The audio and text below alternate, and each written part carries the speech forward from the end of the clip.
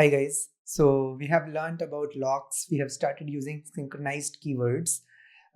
So let me make one adjustment inside my code. What I'm going to do is I'm going to remove this synchronized keyword from here, and rather I'm going to go to my worker, and inside worker I'm going to use that. So here what I'll do is I know that every worker has the same instance of number store. So why not acquire a lock on number store here itself? So if I want to do that, I'll have to do something like this: synchronized number store. And inside the braces, I can put this logic.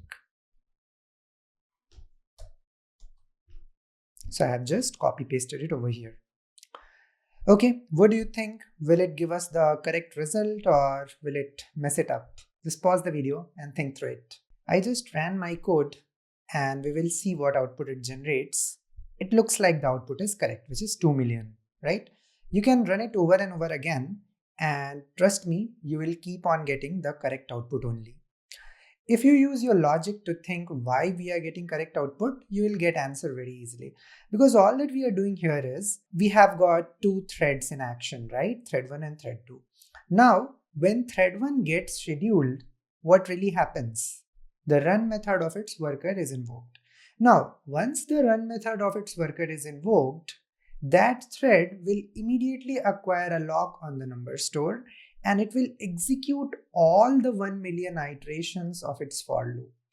Then only it will release that lock, which will then be acquired by the other thread, which will also do the same thing.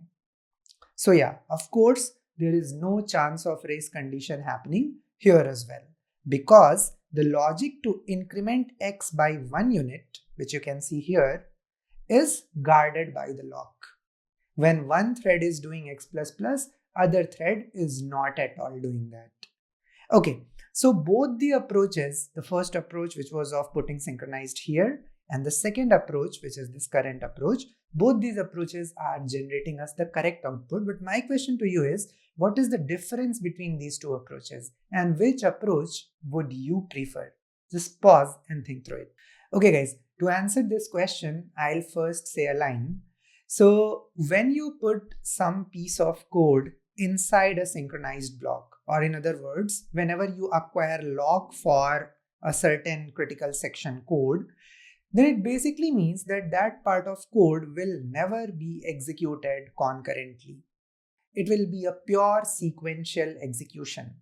A particular thread, thread 1, will execute it entirely, release the lock, then only the other thread can carry on, right?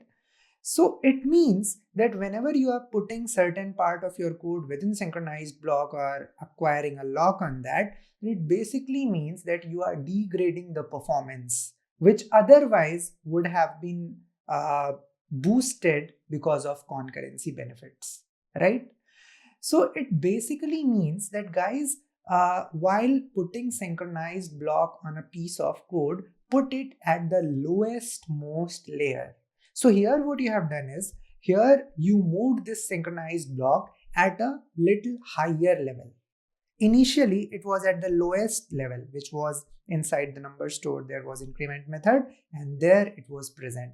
But here you moved it at a little higher level.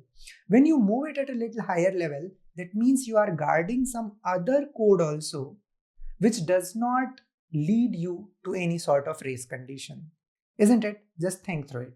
Let's say your thread 1 is scheduled, and the scenario where you had a synchronized keyword placed here, let's say during that time, thread 1 has acquired a lock and it is in the process of incrementing x. During that time, the other thread, thread 2, can very well be scheduled on some other CPU core, and there it can perform these things. It can increment the loop invariant, perform this comparison, invoke this method, and then if the condition is to wait for the lock to be released by first thread, it will wait. But do you see this?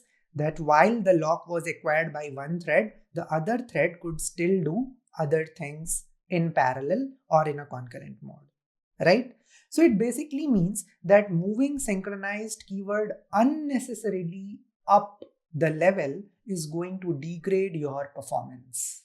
It will basically increase your overall runtime. You can experiment and see that happening quite clearly.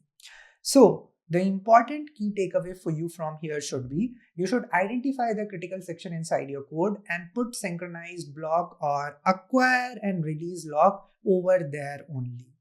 Because if in order to be extra safe, you put it at the topmost level function, then it's just like writing a sequential code only. You will not be getting the real benefit of concurrency out of that.